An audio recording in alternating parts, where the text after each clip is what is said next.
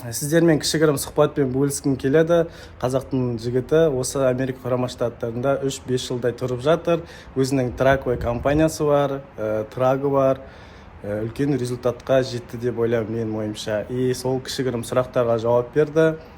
Жалпы Америкада жұмыс қалай орналасқан деген сұрақты. И қазақстанский правомен келіп тоже жұмыс жасауға болады ма деген сияқты сұрақтарға жауап берді. Ахметов Қуат Шығыс Қазақстан облысынан болады. Инстаграм парақшасын осы ссылка астында қалдырамын. Міндетті түрде жазылып бақыласаңыздар болады. Кеттік ендеше. Примерно қанша ақша керек, мысалы, келіп тракқа орналасуға? Тіл онша емес, бірақ трак жасағысы келетін адамдар. Мен былай қалай жұмыс қалай қазір? Нормаль жұмыс жақсы, иә. Қазір міне демалысқа келгенбіз ғой, үйдеміз. Жалпы мен негізі осы локал жүремін ғой. 2-3 күн жұмыста, соң 1-2 күн үйде. Семья бала шағаның қасында кішкене. Былай қалай негізі табыс нормально ма былай? Семьяға жетеді ма? Жалпы иә жетеді әрине, иә. Тем более енді трагың өзімдікі. Менде тем более қазір трак қана емес, компания өзімдікі, өзімнің MC DOT номерларым бар. Өзім груз іздеймін. Өзімді иә және полный циклді да процесті жасаймыз да өзіміз. Сондықтан ол тіпті выгодно да. Бірақ енді жалпы траковый бизнесті, траковый индустрияны қарап жүрген адамдар болса, олар енді біледі, что биылғы жыл, өткен жыл 22-ші жыл кішкене төмен болды, нашарлау болды кішкене. 21-ші, 20-шы жылдар қарағанда. Бірақ дегенмен де жұмыс бар, жұмыс істеуге болады. Енді міне 23-ті бастап жатырмыз, енді 23-ті қалай болатын енді бір Құдайға белгілі, бірақ енді ойлаймыз жақсы болатын шығар деп жұмыс жасап отырмыз. Жалпы негізі олдар болмай-ақ та тек қана компания драйвері жұмыс істесе, бір адам бір тракпен, егер ерінбей жақсы жұмыс істесе, жақсы тұруға болады. Енді ешкімнен кем болмай, потому что қалай дегенмен оның табысы жетеді бір семьяны асыруға. Сондықтан мен де бұрын өзім драйвер болып жүргем, біреудің компаниясында драйвер болдым. Сол кезде енді көрдік қалай екен, содан кейін соған қызығып кейін трактан сатып алдық. Бірінші трак алдық. Бірақ әйтеуір жақсы жұмыс жасап отырмыз, нормально. Мысалы, там Қазақстаннан просто келіп трак сатып алып жұмысқа шығуға болады ма? Жұмысқа кішкене қиындау болады. Ол жерде тракты алмастан бұрын бірінші лайсенс алу керек. Жаңағы commercial driver license дейді, CDL дейді ғой. Оны алу үшін және жұмыс істеу рұқсаты болу керек. Social security болу керек. ақшқа келіп, және документтерін жасағаннан кейін өзің айдағың келсе, және CDL болу керек. Ал егер сен тек қана бизнес жасаймын десең, например, тракты алып алып, оған драйвер отырғызамын десең, онда алуға болады, конечно, как бизнес ретінде. Бірақ онда өзің лайсенс болмаса, өзің айдай алмайсың ғой. Бірақ өзің айдай алмайсың, бірақ трак жаңағыдай жүк көлігін алып, водитель отырғызып қойсаң болады, да? Болады, иә. Бірақ ол жерде енді айналыспаған адамға жеңіл секілді көрінеді, бір жағынан қарағанда. Бірақ ол жерде өте көп орысша бар ғой, подводные камни дейді. Білмейтін адамға өте қиында болуы мүмкін, себебі өте көп сұрақтар бар, солар жұмыс барысында. Жәнегіндей элементарно трак сынады, содан кейін водитель нашар болса, техника қарамайтын водитель болса, оның барлығы әсер етеді. Ертең, например, және алған трагыңның ақшасын шығара алмай, одан ары қарызға кір кетіп, банкрот болып кетуге де болады да, дұрыс істемесең. Сондықтан бұл өте рискованный шаг, оны ойланып жасау керек та, немесе жақсы сол сфераны білетін адаммен ақылдасып бірге істеу керек. Сен сияқты адаммен да? Иә? Деші, қазақстанский правомен келіп сол трак айдауға болады ма, жүк көлігін? Жоқ, болмайды. Біздің Қазақстанда алынған, Қазақстанның жүргізуші куәліктері Америкада жүк көлігіне жарамайды. Егер турист болып келсеңіз, мені точно білмейді, по-моему, 2 ай қойдың, обычный правомен. Естуімше 6 ай, даже 2 жылда айдаған адамдар. Айдаған адамдар бар, бірақ енді өзің үшін айдауға болады. Айдауға болады, ол жеңіл машинаны. Иә, осындай. Жеңіл машинаны. Ал тракта айдай алмайсың, үлкен тракқа отыру үшін ол жерде барлығы заңмен. Себебі даже жеңіл машина айдағанда да енді ол жағын мен білмедім қалай болатынын. Страховкамен қалай болады екен да, страховка қымбат болады шығар мүмкін. Қазақстанның правасымен жүрсең. Страховка жасату керек да міндетті түрде. Себебі страховка болмаса риск көбейеді ғой. Сен, например, соғып қалуы мүмкінсің, немесе сені соғып кетуі мүмкін. Америкада бір жақсы, бұл жақта жаңағы страховая система дейді ғой, жаңағы сақтандыру жүйесі жақсы дамығанда, қайда бармасаң да, не істемесең де барлық жерде сақтандыру бар, страховка бар. Соған байланысты бизнестарды, жаңағы көлікті, жүкті барлығын сақтандырамыз ғой, страховкаламыз барлығына. Сонымен өзіміздің рискті кішкене азайтамыз, өзіміздің басымызға, мойнымызға рискті. Себебі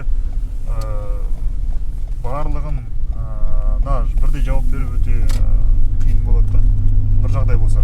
Құдай сақтасын. Жеңіл машинаға страховка қанша? Менде $50. Менде $50. $50-100 айналасы да? Иә, ол дегенің жаңағы адамның стажына байланысты.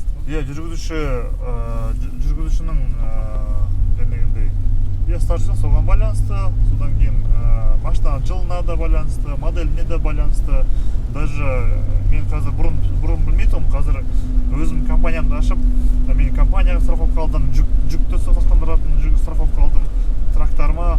И мына даже қаланың ішінде сен қай жерде тұрасың, сен трагың қай жерде парковаться етіледі, қай жерде сенің тракты қоятын орын бар, соған байланысты страховканың бағасы өзгереді да. Потому что қаланың өзінде де райондар әртүрлі ғой. И әртүрлі райондарға байланысты страховканың бағасы әртүрлі шығады. Жәнегіндей, қалай айтсам, қымбатырақ райондар болуы мүмкін, арзан район болуы мүмкін. Сондықтан әйтеуір бір жақсы, оны мен өзім страховкалар кезде мен жаңағы иншуранс агент дейді ғой, иншуранс агенті маған сол опшнды берді. Айтты маған 5 немесе 6 трак қоятын паркинг адрестерін берші деді. Соларға байланысты ең арзанын алып беремін деді осы қалада. Ол иншуранс агенттер келіп тексермейді, именно сол паркингке сен тракты қой дегендей. Сен может өзің үйіңе жақын паркингке қоя берсең болады. Тіл білмей істеуге болады ма? Мысалы Қазақстаннан келіп, виза алып, содан кейін жаңағыдай тіл онша емес, бірақ трак жасағысы келетін адамдар. Мен былай айтайын бұл жерде. Негізі тіл білмеген, қалай айтсам, ешқандай кедергі болмайды істеймін деген адамға, бірақ та тіл білген жақсы. Тілді неғұрлым жақсы білсе адам, соғұрлым оған жеңіл болады. Соғұрлым ол жылдам бұл ақшта аяққа тұрып. Жоқ, бізде негізі мысалы Қазақстанда мектептің білімімен болады ма? Негізі мектепте ағылшын бар ғой бізде. Смотря қайда оқыдың? Ауылды мектептері бар, допустим, қала мектептері бар, соған байланысты енді хотя бы сөйлеу білу керек да? Енді иә, кішкене сөйлесу керек. Тем более енді құдай сақтасын, бізде мен естіген жоқ, қазақтарда болды. Бір-екі мексикандықтардың алдында болған екен. Мексикадан келген, және commercial travel license алып болған, CDL-ді. Одан кейін жұмысқа шыққан тракпен. Содан кейін Waystation дейді, жүкті тексеретін нелер, орындар. Бұл жақта енді Қазақстан транспортный полиция тексереді оны. Бұл жақтан жаңағы арнайы өзім не бар, қызметкерлер бар. Сол жерге барғанда мексиканстан сұрақ қойған американец. Жай бір сұрақтар қойған. Мексикан түсінбеген американецті.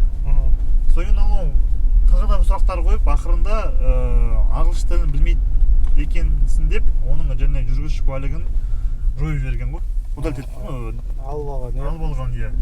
Тіл білмеген. Потому что біз енді тапсырған кезде ағылшынша тапсырасың ғой экзаменді. CDL-ға. Сен қандай да бір уровень болу керек. Атак айтайын дегенім, адамға байланысты, жылка дейді ғой. Адамға байланысты, егер адам мықты болса, шустер болса, келіп оны алып жасап істеуге болады да. Істеп жүр ғой көп жігіттер. Білген абзал. Өзге тілдің бәрін біл, өз тіліңді құрметте дейді ғой. Сол секілді енді соңғы сұрақ қоя салайын. Примерно қанша ақша керек, мысалы, келіп тракқа орналасуға? Бұл жерде енді, мне кажется, индивидуально әр адамға байланысты. Средний там просто айта салам. Білмеймін, енді мүмкін семьямен мен өзі қанша... Жоқ, бір жалғыз адамға. Білмеймін. CDL-дің өзін оқу, по-моему, $3,500. $3,000, самолет примерно $1,000, квартира тоже где-то $1,000, $5,000 нормально, да? Это очень минимум, мало. Еще грин-карт болу керек, да, еще, да? Иә, документ болу керек, документ болу керек, без документа, там, документ жасайсың, там, где-то бір жылда жүресің, да? Иә. И содан кейін ары қарай удачный болса, может петсидел алып жұмысқа орналасасың. Мен айтайын дегенім, ақшқа егер грин-карды ұтып алып келсе, онда сен соушылың қолында сразу болады, бір аптадан кейін. Онда ары қарай жасауға болады. Оны ары қарай жасауға болады. Ал егер турвизамен келіп, немесе қазір енді көп азаматтар басқа да жолдармен келіп жатыр, жаңағы Мексика арқылы келіп жатыр. Олай ешкені ұзақ болады. Потому что соушылға дейін сен уақытың кетеді. Ол арада сен басқа жай жұмыстарды бәрін істейсің. Соушыл деген ол иінді. Біздің жақпен это иін ғой. Уникальный номер, social security number дейді. Ол бір адамға бір рет беріледі өмір бақиға. Сол ең керек нәрсе бұл Америкада. Потому что ол болмаса заңды легально жұмыс істей алмайсыз. Оны алу үшін жаңағыны біраз жұмыс істеу керек. Ол енді басқа тақырып, оған қазір айта берсек өте ұзақ уақыт алады. Ал жалпы келем деген адамға келіп грин картымен келсе уже нормально да, более-менее да. Сондықтан грин карт ойнаңыздар, болмаса енді басқа да амалдан ойланыңыздар. Жалпы ерінбеген адамға жұмыс көп. Осындай форматта ұнап жатса, лайк басып, комментарий қалдыруды ұмытпаңыздар. Егер де сізге Америка құрама штатына виза жағынан көмек керек болатын болса, төмендегі номерге хабарласып сұрасаңыздар болады. Міндетті түрде жауап береді. Барлықтарыңызға сәттілік, сау болыңыздар.